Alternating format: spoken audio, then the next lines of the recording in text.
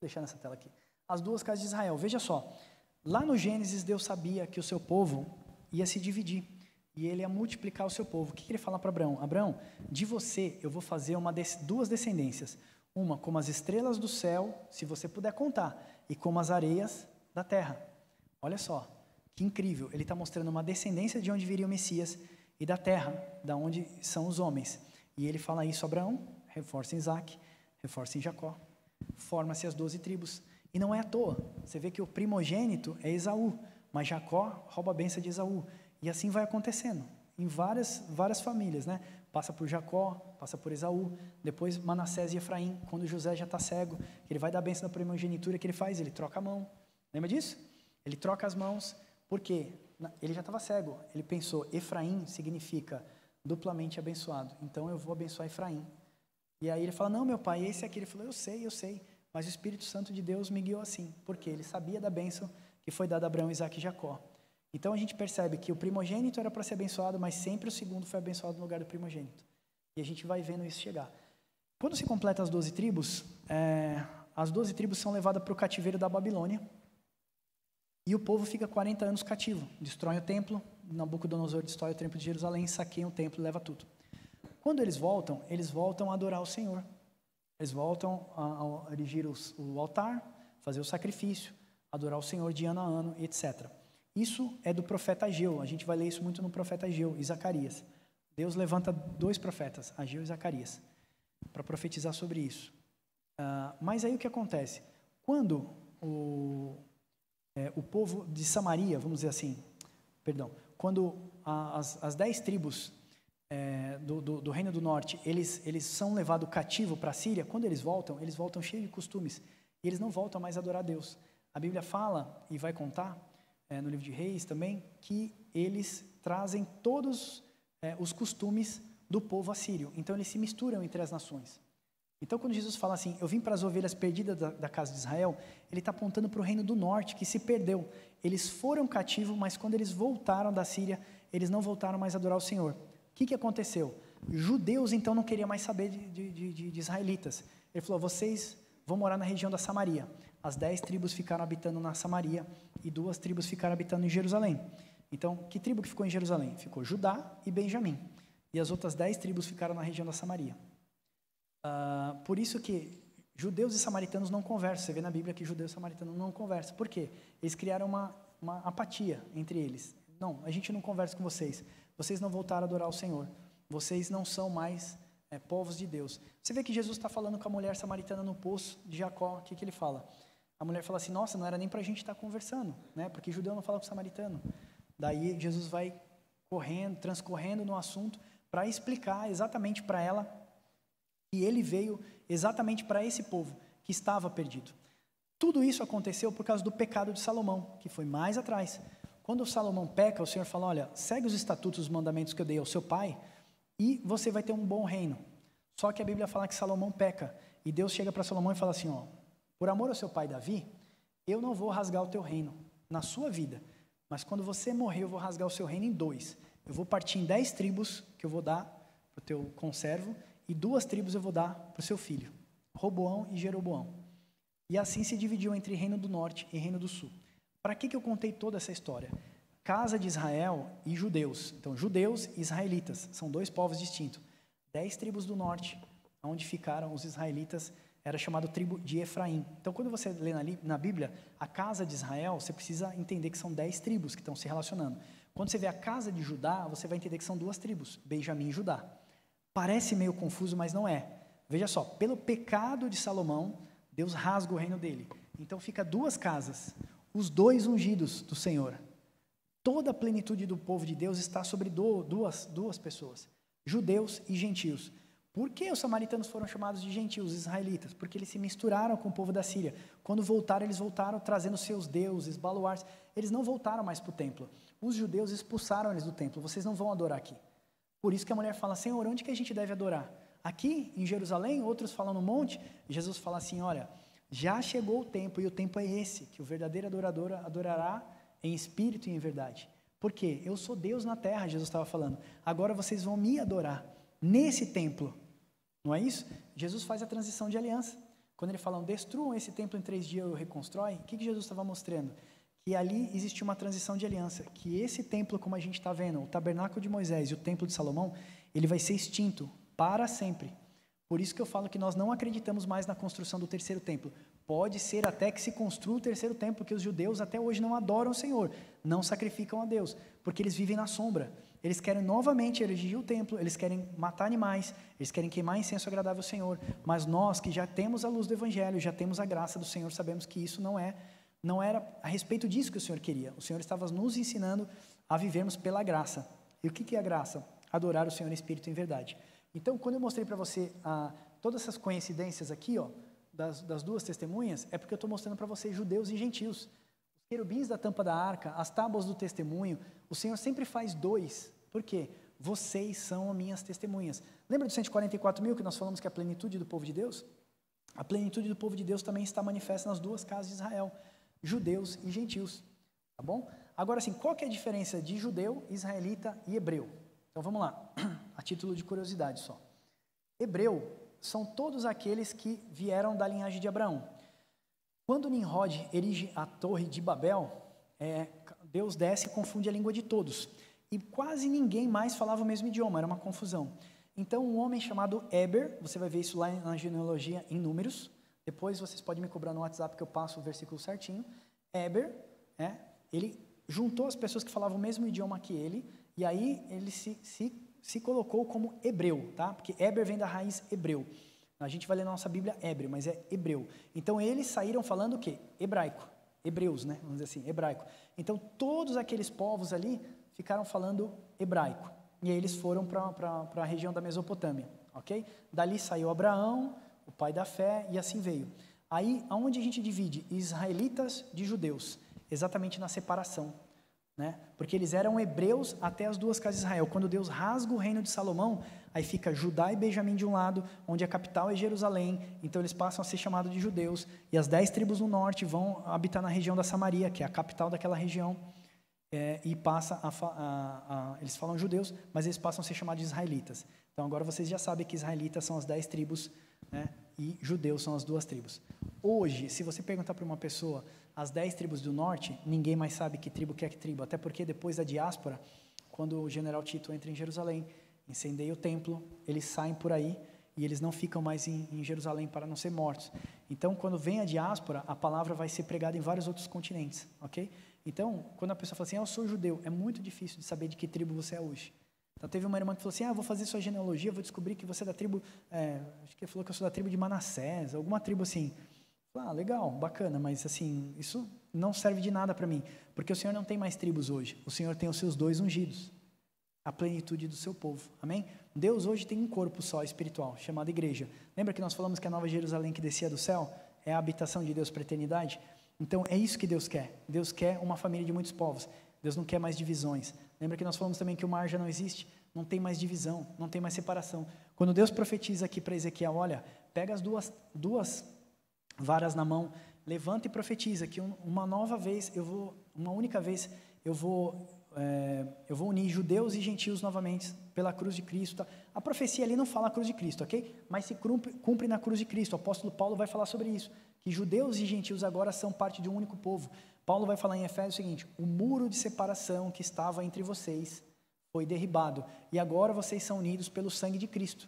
Então, o que ele está mostrando para a gente? Que o sangue de Cristo é quem une judeus e gentios. A circuncisão agora não é mais no prepúcio, a circuncisão agora é no coração, ok?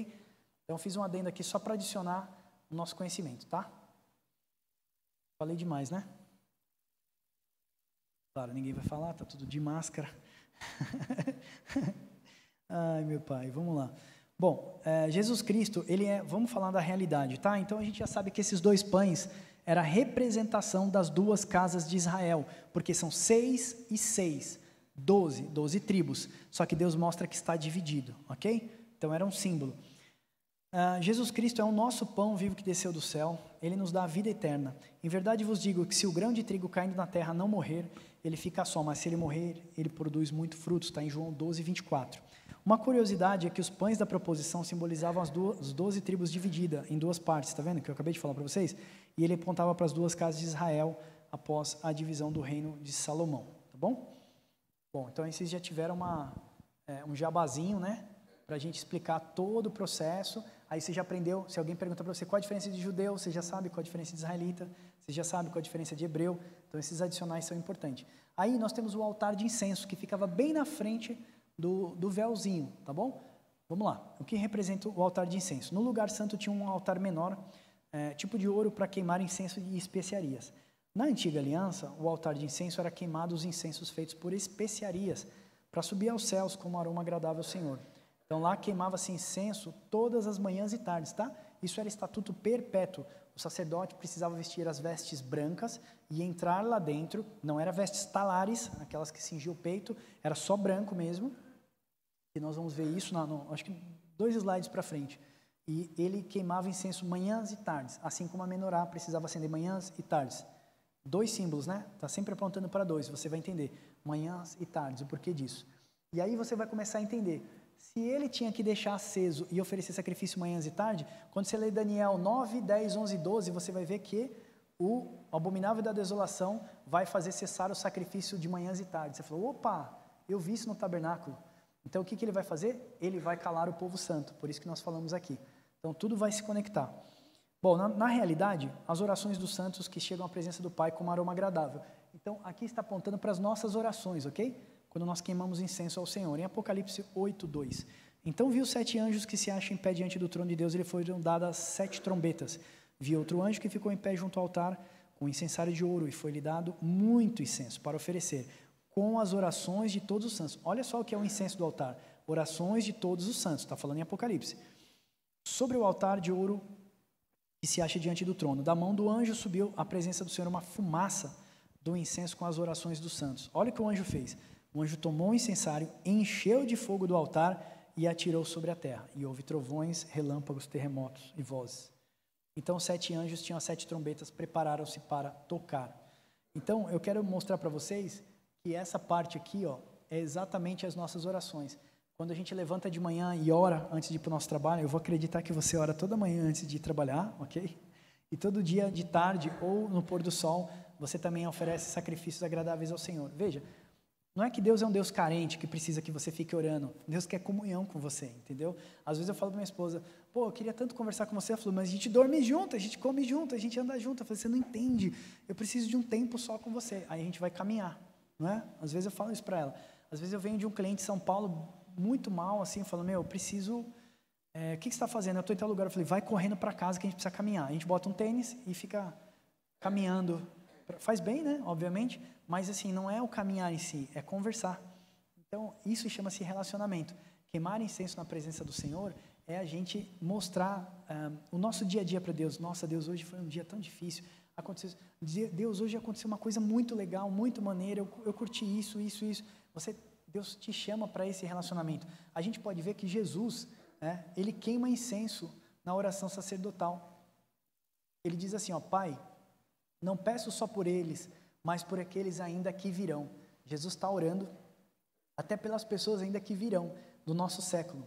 Jesus, quando ele está fazendo a oração sacerdotal. Aliás, Jesus faz 3 orações. Eu não vou entrar porque é profundo essas 3 orações de Jesus, mas é lindo. Jesus vai orar uma vez, volta, os discípulos estão dormindo, você já conhece a palavra, vai orar de novo, volta, eles estão dormindo. E a 3ª vez ele fala, bom, vamos aí porque já está chegando aquele que vai me trair. Então ali tem uma representação gigantesca essas 3 orações de Jesus, tá bom? Mas quem quiser pode me chamar aí no WhatsApp ou a Rita, eu mando para vocês o vídeo e o e-book desse estudo. O candelabro de ouro também ficava dentro do santo, tá? Está lá em Êxodo 25, 31. Depois de passar pela porta de linho fino, chegava-se o santo lugar. Ele ficava a menorá, ou candelabro, ou candeeiro. Algumas bíblias você vai ver menorá, outras candelabro, outras candeeiro, mas fala do mesmo assunto, tá? É um candelabro, esse aqui, esse grandão, ele é bem grande mesmo. Nas sombras, o candelabro ele tinha 7 lâmpadas, e a ordem de Deus para Arão, né, e os sacerdotes era que a lâmpada nunca podia se apagar. Era um estatuto perpétuo, ou seja, para sempre. Levíticos 24, do 1 ao 4. Aí você fala, estatuto perpétuo, mas aí já não tem mais templo. Como que é estatuto perpétuo para sempre? Hoje nós não somos, nossas orações, a nossa vida já não é uma menorá acesa. Nós estávamos aqui louvando e eu fui ali visitado por Deus quando eu estava falando sobre o óleo, mantendo a nossa chama acesa. Então, sabe, vertendo azeite dentro de nós. Azeite como fé, azeite também como a presença do Espírito Santo dentro da vida do cristão.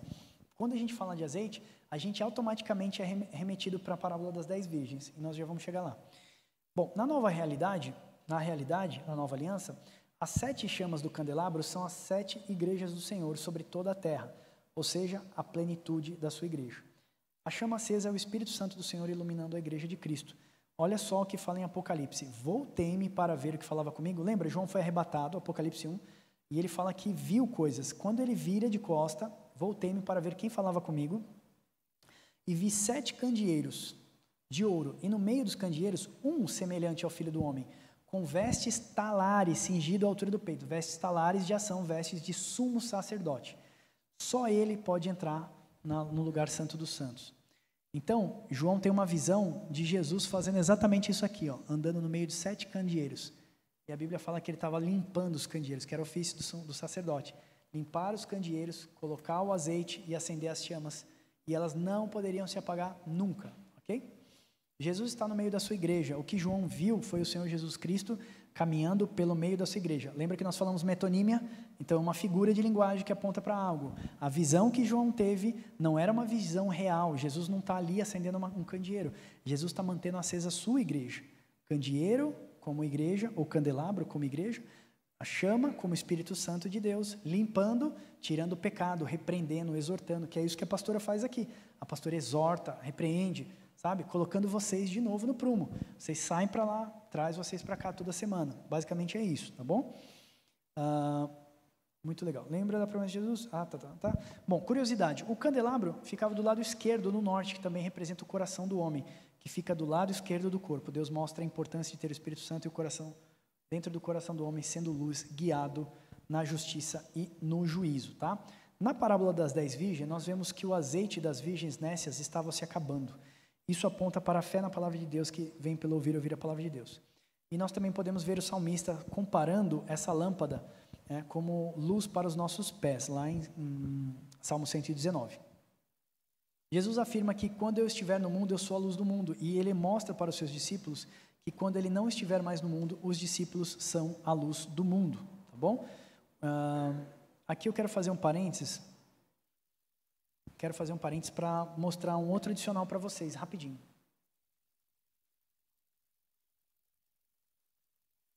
Vamos lá. Então nós já sabemos que a igreja do Senhor, ela é representada pelo candeeiro, certo? Por quê? Porque lá em Apocalipse 1:20, está dizendo o seguinte, olha, quanto ao mistério das 7 estrelas que viste na minha mão, nós falamos aqui, e dos candeeiros, ele está dizendo, as 7 igrejas são 7 anjos das 7 igrejas, e os 7 candeeiros são as 7 igrejas da Ásia. Agora vai, João, e escreve essa carta para 7 igrejas. E João passa a escrever o Apocalipse para 7 igrejas.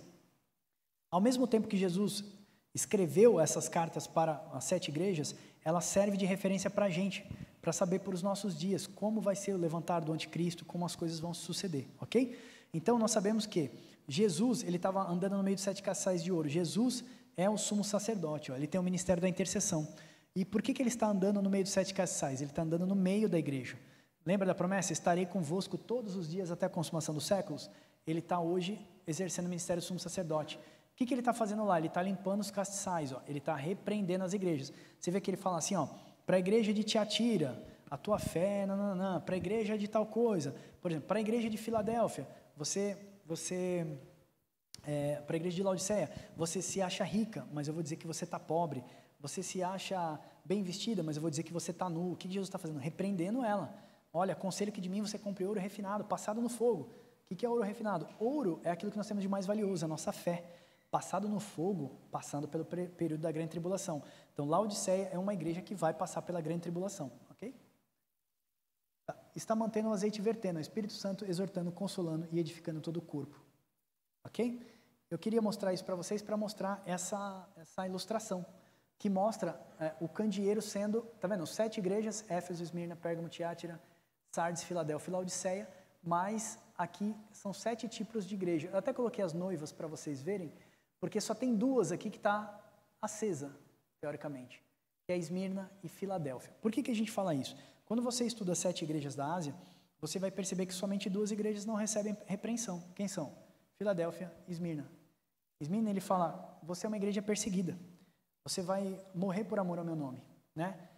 Então, se você vê aqui, essa é uma igreja que morre na última hora. Muito provavelmente são os nossos irmãos do Oriente Médio.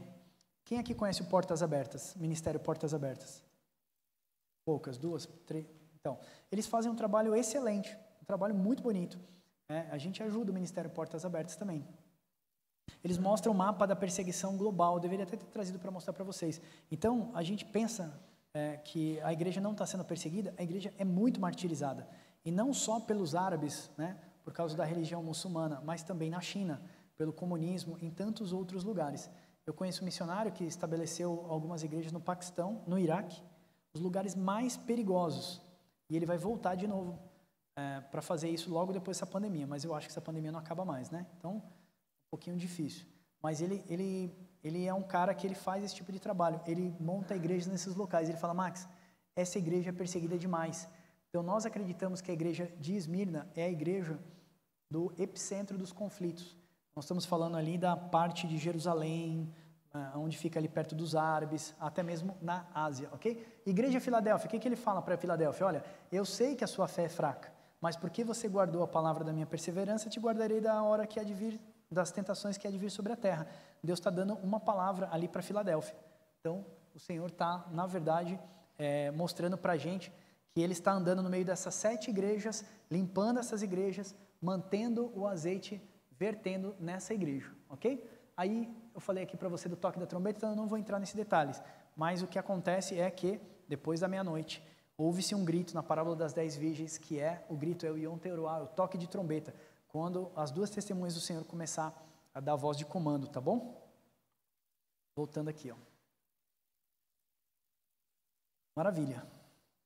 Então, eu mostrei para vocês o candelabro como a representação da igreja, tá bom? E Jesus, ele está mantendo a sua igreja acesa até hoje. Então, esse é o ofício do candelabro.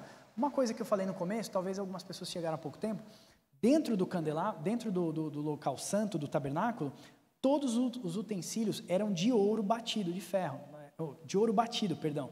Exatamente por quê? Porque lá não tinha janelas. Você pode ver no tabernáculo, eu vou mostrar depois num outro vídeo, não tinha janelas. Então, como é que iluminava lá dentro? Mantinha a menorá acesa e a menorá refletia em todos os utensílios de ouro e aquilo brilhava, era a coisa mais linda, tá bom? Tanto que os discípulos falam para Jesus, assim, né, quando eles estão saindo do templo, falam, olha Jesus, que construção maravilhosa, foi construído por Zorobabel, mas foi engrandecido pelo rei Herodes 30, 40 anos antes de Cristo vir ao mundo. E aí ele foi deixado mais exuberante, né, aquele templo. Falou, olha que obra maravilhosa, olha que majestade. Jesus fala assim, olha, eu digo para vocês que daqui não vai restar pedra sobre pedra, porque o coração deles estava o quê? Nas sombras.